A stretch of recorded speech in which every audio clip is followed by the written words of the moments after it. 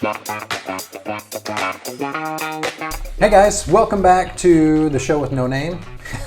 My name is Brian Bess. I do have a name. The show doesn't really, but that's all right. You're still here. So, my name is Brian Bess with Exit King Realty, Sun and Sand Living. And I'm Philip Zoller. I'm a loan originator with Amerifund Home Loans.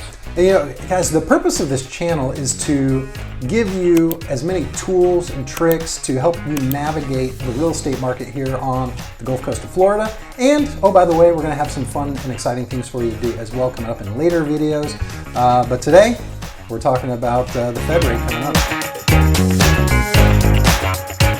So the purpose of today is to kind of give you a glimpse into what we expect for 2024 and to give you a little bit of background leading up to 2024, okay?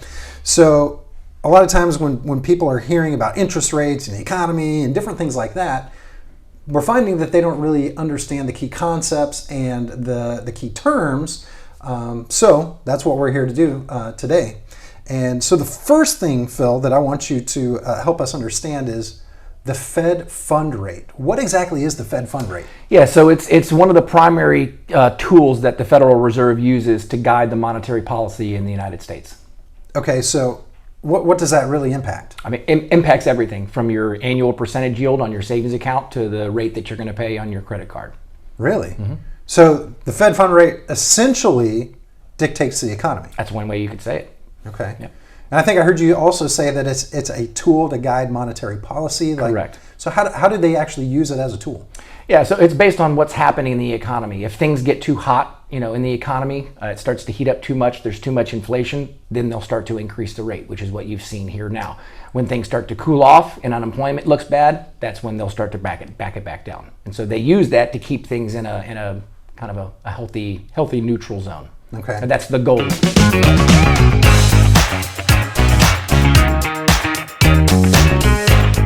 Back in 2022, we had those low rates, 2.25%, 2.75%, 3%. Then all of a sudden, something happened in March of 2022. They started raising rates. Yep. Right? So I think December of last year, it was the highest. It was at the height, right? It was at the peak. So between March of 2022 to December of last year, they raised the rates, and they raised it fast. Yep. Why did they do that so fast?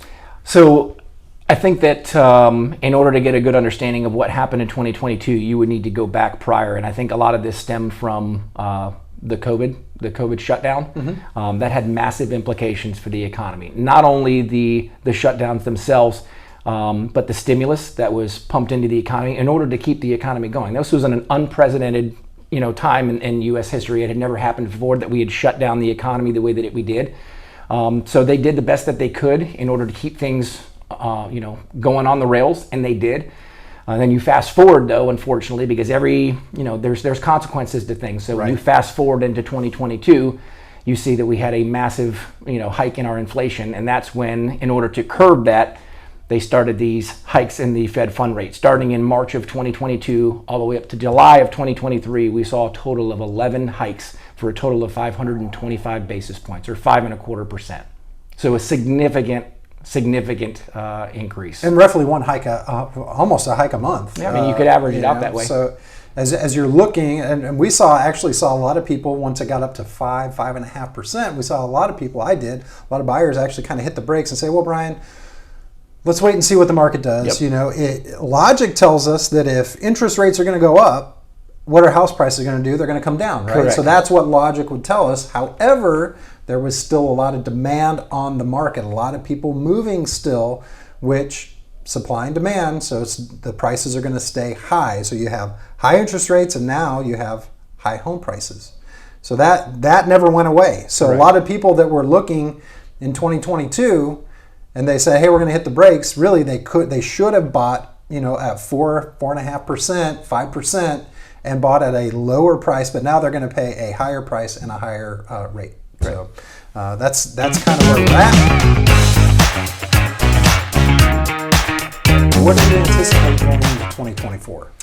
Well, there's a saying that Economists and weather forecasters are the only professionals that are allowed to be wrong about their guesses and still keep their job. So everything that is said here is based on what major and most economists are saying. But with that being said, you have to take it with a grain of salt. There's no crystal ball. We can only take the information that we have right now and look back historically and do the best that we can to, kind of create a hypothesis of what we're going to anticipate happening in 2024.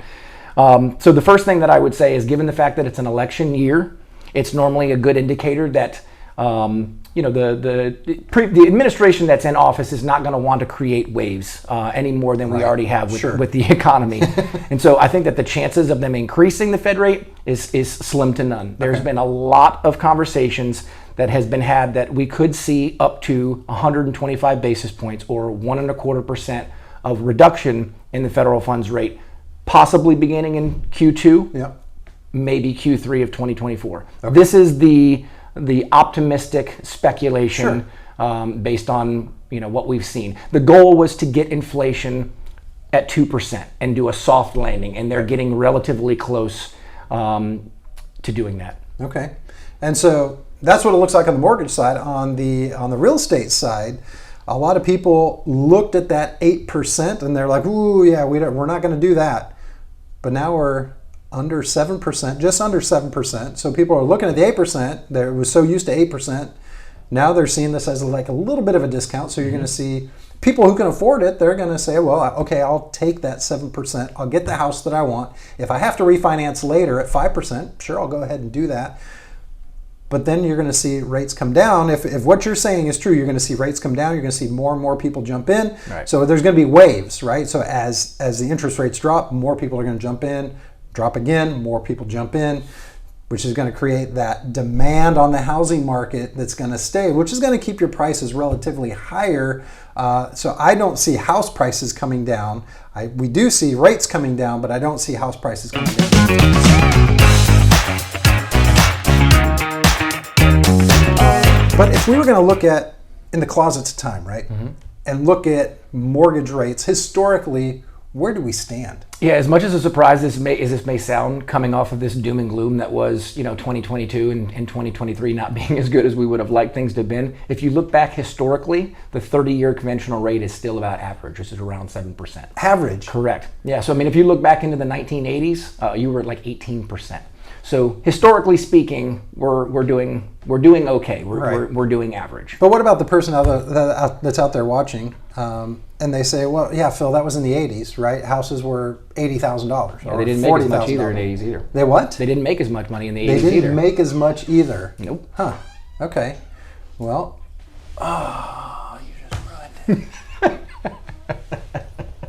What you got? I have someone who wants to sell some properties. Okay.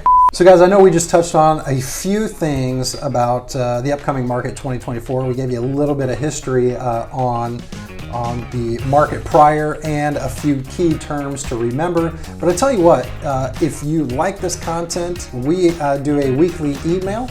So in the description below, you can click to sign up for our weekly email, and you can get all these, stay up to date on the latest as far as mortgages and as far as different things to do here on the Gulf Coast of Florida. Yeah, and please like and subscribe to the videos. It helps our community grow, and it'll enable us to continue to put out high quality content for you guys, and hopefully be able to educate you guys in the process. Yeah.